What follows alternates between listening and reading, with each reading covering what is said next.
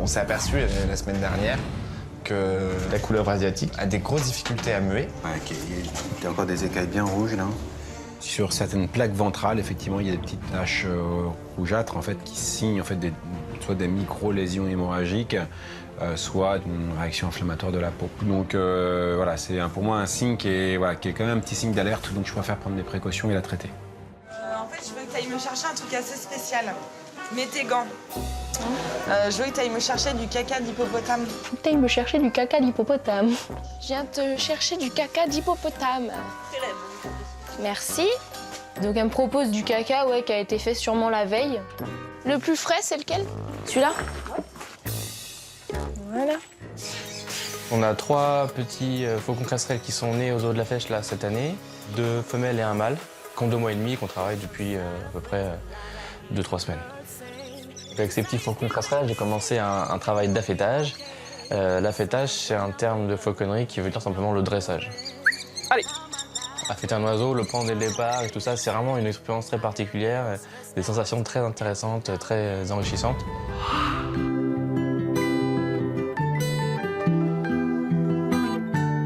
Charger des branches, Capucine, t'as déjà vu? Non. Vous mettez des branches à la bennette du tracteur. Ouais. Pas mal. Branche de bambou? Non, toute sorte de branches qu'il y a là. Ok. C'est Ah, pour les d'accord, élèves. Et on monte, j'arrive. Ça marche. Ce matin, je suis sur le secteur éléphant.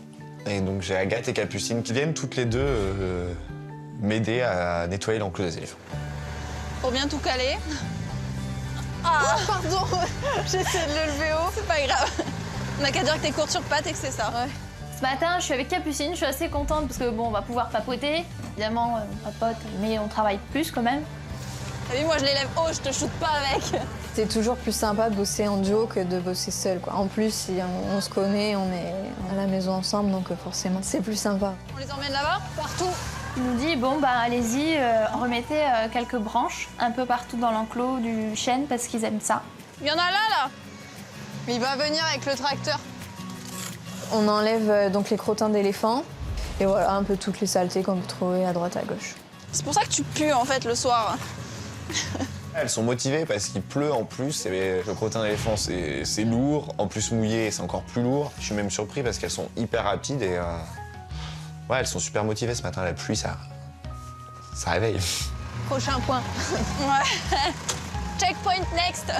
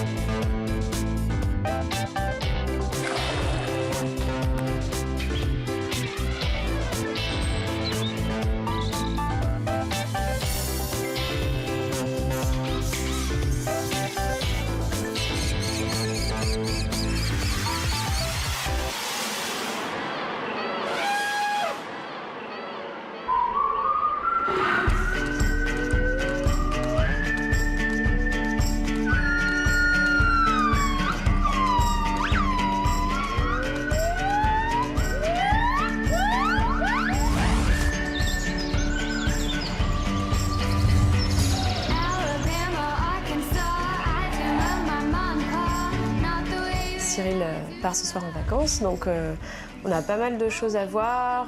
Il y a plusieurs soigneurs qui nous ont parlé de plein de cas différents qu'il fallait qu'ils puissent voir avant son départ et que j'aurais sûrement à faire pendant son absence. Là, c'est mon dernier jour de boulot et en fait, ce matin, je pensais que ça serait assez calme. Et en fait, non. On a des petits soucis au vivarium. Ça fait maintenant plusieurs jours qu'il y a des soigneurs qui nous parlent d'une tortue étoilée qui siffle. Et en général, quand une tortue terrestre siffle, c'est le début d'une pneumonie, en tout cas c'est ce qu'on appelle le début d'une rhinite. Et le traitement qu'on préconise, c'est l'aérosol thérapie. Tu mets ton produit là-dedans. Tu fermes.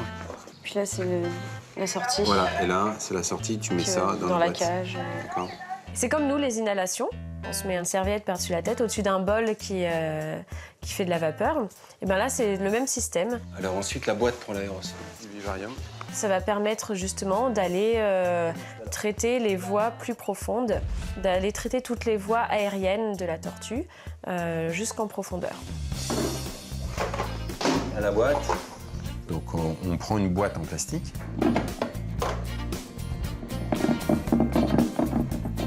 Que j'adapte en fait pour la tortue pour pouvoir mettre le dispositif de pollinisation.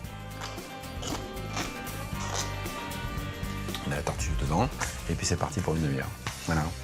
Bon bah voilà, il n'y a plus qu'à. Les soigneurs sont très observateurs et c'est vrai qu'on peut leur faire confiance en ce qui concerne leurs animaux. Ils arrivent vraiment bien à repérer dès qu'il y a quelque chose qui va moins bien, dès qu'un animal n'est pas comme d'habitude. Donc on se repose beaucoup sur eux et là ils ont su voir le problème à ses débuts. Donc ça va permettre un traitement beaucoup plus facile, moins long et plus efficace.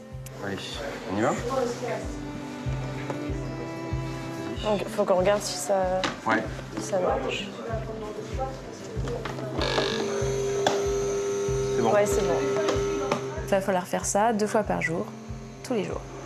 Ouais, je sais pas, on part sur combien de temps Une bonne semaine, Ouais, c'est 10 jours minimum.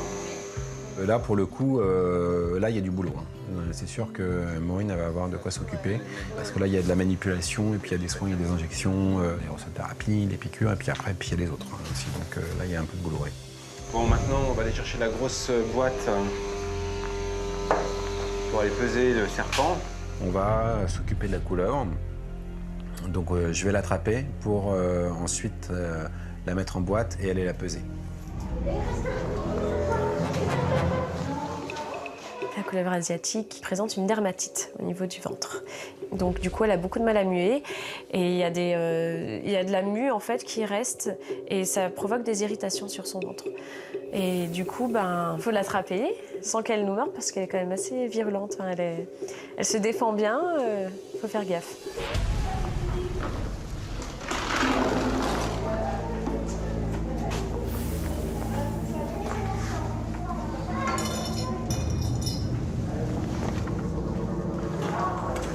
Tu peux fermer?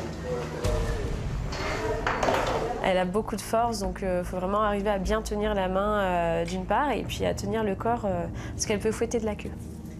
Voilà. Elle est très vive, hein, donc il faut rapidement la mettre dans la boîte, fermer.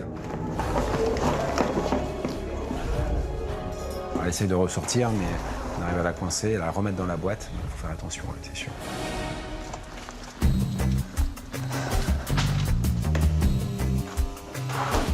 Cyril me tient le serpent et je fais l'injection. Par contre... Ça se contorsionne. Alors attends, tu sais ce que je vais faire? Je vais la prendre ici, voilà. Le fait de plier d'un côté la couleuvre, ça permet d'avoir un muscle relâché et de mieux sentir. Comme ça, on sent mieux le muscle et on sent bien qu'on est dedans. Je vais faire de l'autre côté. Je pars sereinement, oui, bien sûr. Il n'y a pas de... j'ai pas d'inquiétude. L'essentiel, c'est qu'elle est bien intégrée à l'équipe. Je pense que l'équipe lui fait aussi confiance. La relation existe. Et puis, à un moment donné, faut se lancer, quoi. Hein. Donc, elle est là pour ça. Hein.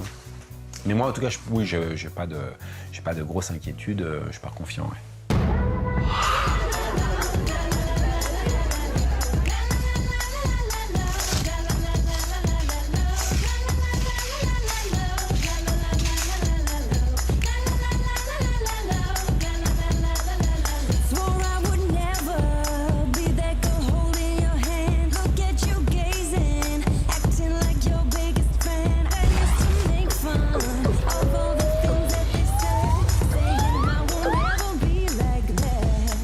Aujourd'hui, il pleut énormément. Il pleut et il va encore pleuvoir cet après-midi. Génial. T'as des bottes? Ouais. Bah, mets-les. Tu te retrouves à la lagune? Ouais. Ce matin, j'ai Arthur en fait en stagiaire sur mon secteur et j'ai vidé la lagune des Flammes Roses pour la nettoyer avec Arthur. Oui, parce que maintenant j'arrive à la vider. Aurélie, est-ce que tu peux me dire comment on vide la lagune déjà? On est vendredi Et le vendredi, c'est nettoyage de la lagune des Flamants Roses. Sauf que... Enfin, je sais pas comment il se vide ce bassin. Il y a un bouchon, tu l'ouvres et ça se vide. Ok, je vais chercher, merci. Donc j'appelle Aurélie pour lui demander. Donc elle m'explique, sauf que je trouve pas. Oh. J'ouvre le bouchon. Donc la lagune qui commence à se vider et la pompe qui ne remarche plus. Ah, ça va déborder de partout. Ah. Bah forcément, ça déborde. Hein. Voilà, j'étais vraiment trop mal. Hein. C'est bon.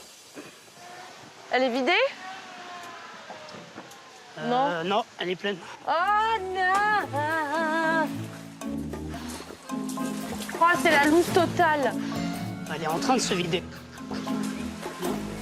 Oui, oui, elle se vide, mais elle est pas vide. Je voulais absolument la faire ce matin et avec Arthur. Parce que 1, ça va plus vite et 2, c'est plus sympa. Ça me saoule. Il va falloir qu'on la fasse cet après-midi, j'ai pas du tout envie. Est-ce que tu l'as vidée à quelle heure? 8 heures. 8 heures. Ouais, ça fait un peu plus de 2 heures quand même. En général, on la vide le matin et on la nettoie l'après-midi. Sauf que là, j'avais organisé mon temps pour la faire le matin. Et au final, voilà, j'ai appris aujourd'hui que la lagune ne se vidait pas en une matinée. Ça aurait été une bonne chose de faite ce matin en plus. Donc cet après-midi, j'y vais, mais malheureusement toute seule, vu que Arthur doit trier les fruits et légumes. Eh ben écoute, on reviendra.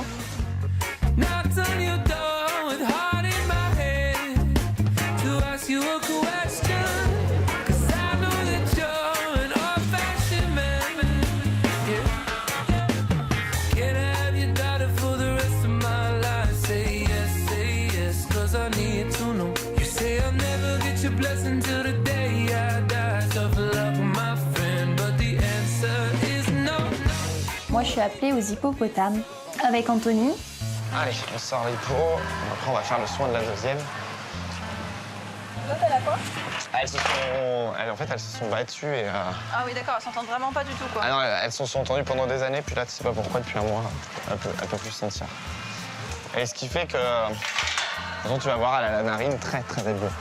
J'ai un soin à faire sur Jazzy, notre femelle hippona, qui depuis les conflits, la grosse journée de conflit de samedi, a une grosse plaie au niveau de la narine qu'on doit soigner tous les jours, en fait. Ce week-end, Jazzy et Kindia, ça a clashé. C'était au niveau de la narine, c'est ça? Ah oui, d'accord. Kindia a mis un grand coup de dent à Jazzy dans la narine. Maintenant, elle a 3 narines. Oui, effectivement, elle est sacrément amochée, là. Ouais. Carrément, même. Bon, on va faire le soin à la miss. Comment elles s'appellent, les deux? Alors, Kindia, celle qui est dehors, la dominante, ça, c'est Jazzy. Jazzy. La dominée, ça s'explique quand tu vois les plaies. Hein. Ah, oh la pauvre. C'est la première fois que je vois des hipponains. Je n'avais jamais vu des hippopotames d'aussi près. Bon, c'est des nains, donc voilà. Il y en a plein qui disent que c'est moche. Moi, j'aime bien. J'aime bien les animaux moches. De toute façon, tout ce qui est pas beau, j'aime bien les hyènes, j'adore. Tout le monde me dit ah. Comme tu peux voir, elle a une grosse plaie sur la narine.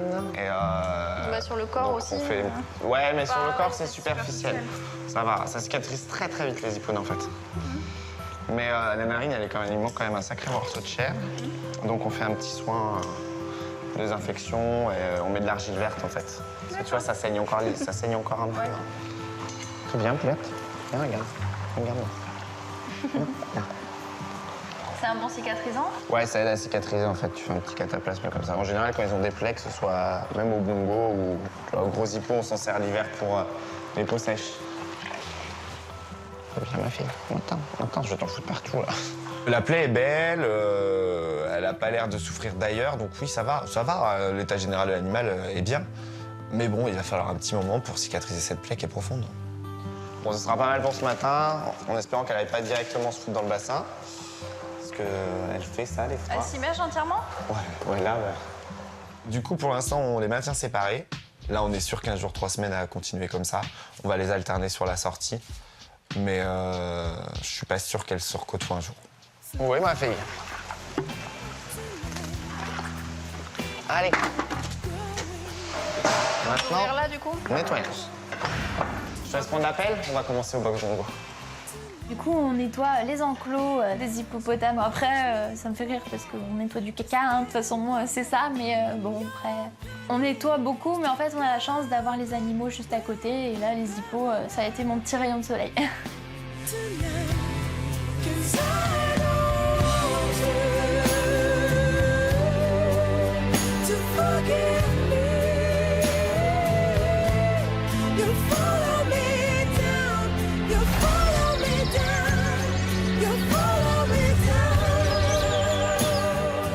Alors aujourd'hui, il fait un temps pourri.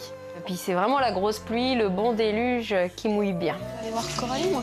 Ouais, on fait un petit point vite fait. Quand il pleut comme ça, que les oiseaux sont trempés, ils sont incapables de voler. Ça alourdit énormément leur plumage.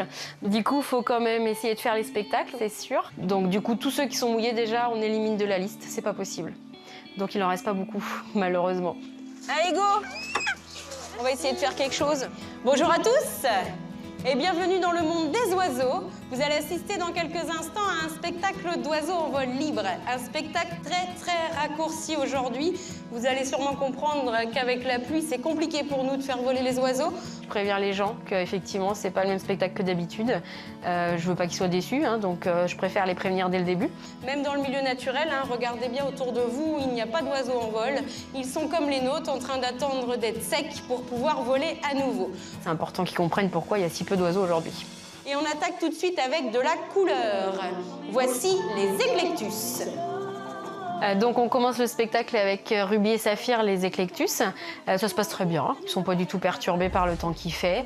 Comme ils sont secs, ils peuvent voler quand même s'il y a des petites gouttelettes qui tombent, c'est pas gênant. Comme vous pouvez le voir, il est très facile de les différencier. En effet, chez les éclectus, il en sera toujours ainsi. Les femelles seront toujours rouges, les mâles toujours verts. Il y a ce qu'on appelle un dimorphisme sexuel au niveau de la couleur. Il est donc très facile de savoir à qui on a affaire dès la première plume. Entrons maintenant dans le monde des rapaces. Avec une chouette qui est née ici, chez nous, aux eaux de la Flèche, voici Aska, la chouette lapone. Aska, elle arrive sur le gant de Pauline et d'habitude, elle décolle direct là. Pas trop envie, on dirait Aska. Je pense que l'ambiance, la pluie et tout, la motive pas beaucoup. Aska! Allez! Ah non, on descend pas à pied, hein, en volant. Oui! Wouhou! Hier, elle était beaucoup plus rapide. Allez, pousse. Voilà, on va pouvoir la féliciter. C'était la chouette lapone. Et elle va laisser la place à une chouette très connue. Je pense que vous allez tous la reconnaître, car elle a été rendue très célèbre grâce au film Harry Potter. Voici la chouette Harfang des Neiges. Alors, il y a quand même une différence avec la célèbre Edwige d'Harry Potter. C'est que dans le film, Edwige est toute blanche. C'est tout simplement parce qu'en fait, Edwige est un mâle. Ici, nous vous présentons Carrie, une femelle. Et comme vous pouvez le voir, les femelles sont blanches striées de noir. Encore un dimorphisme sexuel chez les chouettes Harfang. Carrie fait 2 allers-retours et au 3e, pareil, on voit qu'elle a plus envie. Elle cherche, on voit qu'elle cherche où est-ce qu'elle va aller se poser en fait. Je vais dans la pelouse, je rentre à la fauconnerie. Donc bon, quand c'est comme ça, faut pas trop insister parce qu'on sait qu'elle va aller se poser au sol et du coup, elle est un petit peu plus difficile à récupérer. Donc on décide de s'arrêter à 2 allers-retours. Elle fait pas le 3e aujourd'hui, c'est pas grave. Voilà, on va pouvoir la féliciter. C'était la chouette Harfang. Merci, c'était très bien. Merci, c'était court, hein, mais bon, on fait ce qu'on peut, on s'adapte. C'était bien quand même. Bon, c'est bien. Si ça vous a plu quand même, c'est le principal. Ça nous a plu. Ça va alors. On va revenir un jour où il fait beau. Hein. Au revoir. C'est trop bien. Merci beaucoup. De rien. Bon après-midi à vous. Au revoir.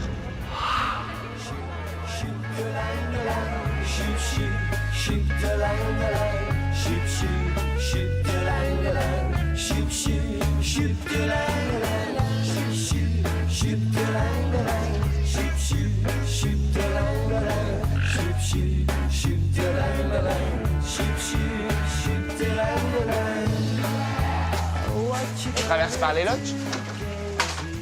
C'est la première fois que je rentre dans cette caisse. C'est bon, de C'est bien rangé, hein? Bah ouais, je visite en même temps. Mais tu nous invites jamais à venir visiter ton domaine. Donc en fait, en début d'après-midi, j'ai une réunion avec Mathieu et Béré. Ah bah c'est propre ça. Parce qu'on est en train de mettre en place et d'organiser des Eaux Olympiades. Alors, au travail. Les Olympiades, en fait, c'est différentes épreuves au sein du zoo afin de réaliser un tournoi, en fait. Un peu, c'est les Jeux Olympiques du zoo de la Flèche.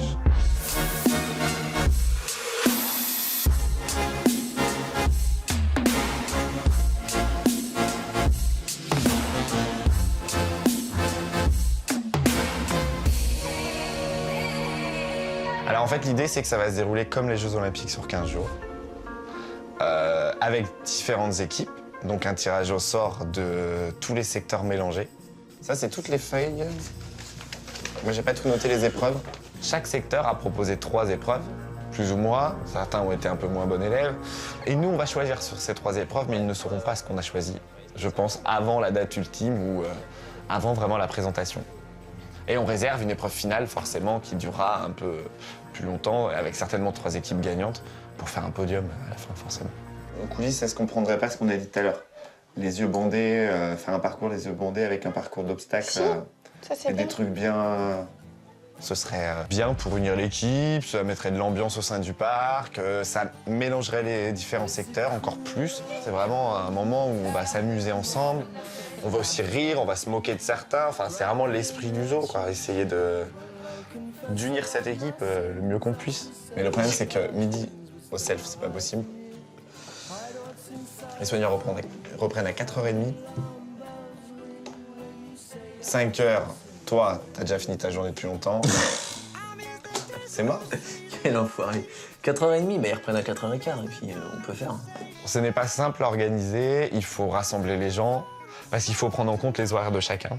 La restauration n'est pas disponible à la même heure que l'accueil, qu'à la même heure que les animaliers ou les lodges.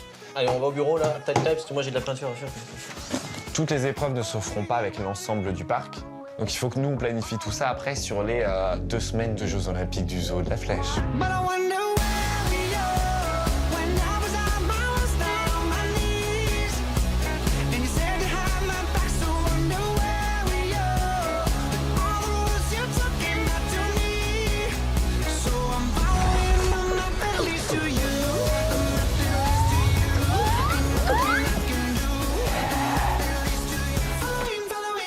Vu qu'on a 4h30 de pause entre midi et 2, j'ai éteint la pompe parce que je veux pas qu'elle tourne dans le vide. Ça va me saouler, je pensais pas qu'avec la pluie, ça allait la remplir. Et malheureusement, la lagune s'est remplie cet après-midi en 4h30 à cause de la pluie.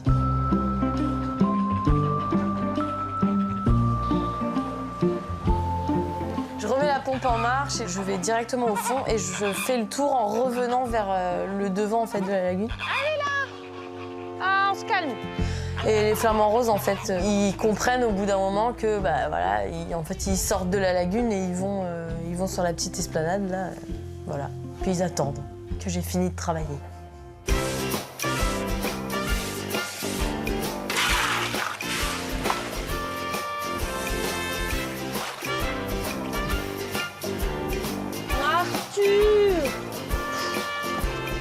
Toute seule. C'est moins pratique en fait. Parce que quand il y en a un qui passe le jet d'eau pour enlever toute la terre qui est tombée à cause de la pluie, bah, l'autre avec le balai, bah, il pousse sur la grille, il enlève ce qui bouche la grille. Enfin voilà, c'est plus pratique et puis bah, forcément c'est plus sympa. On peut avoir une discussion. Parce que les flamants roses ne parlent pas beaucoup, donc malheureusement, je ne peux parler à personne. La semaine prochaine, je suis en repos vendredi. Donc c'est pas moi qui l'a fait. Je suis contente. Pour combattre la solitude et ne pas oublier quelle langue je parle toute seule. Voilà. Ouh, allez là. Cassez-vous la saleté là.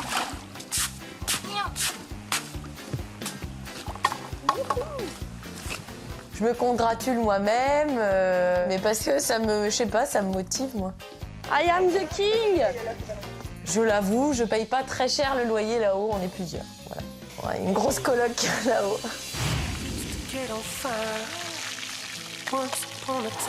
C'est vrai que maintenant, je sais déboucher la lagune, je sais vider la lagune, je sais la reboucher aussi. Voilà, je sais maintenant à peu près combien de temps elle met pour se vider. Je saurai la prochaine fois que je ne peux pas la vider le matin. Voilà.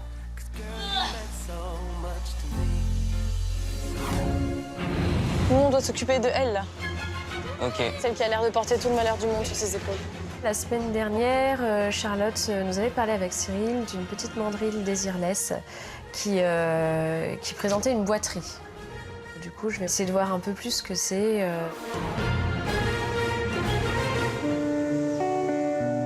On a pris la décision avec les filles de faire un entraînement tous les matins à Taïko. Donc on est sur un petit entraînement au niveau des vitres. Oui, c'est bien.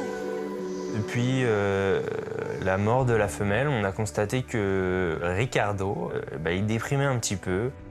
Du coup, je décide de faire un enrichissement avec des bambous et des cordes, histoire de l'occuper un peu, voir si ça l'attire, s'il décide de jouer avec les morceaux de bambou.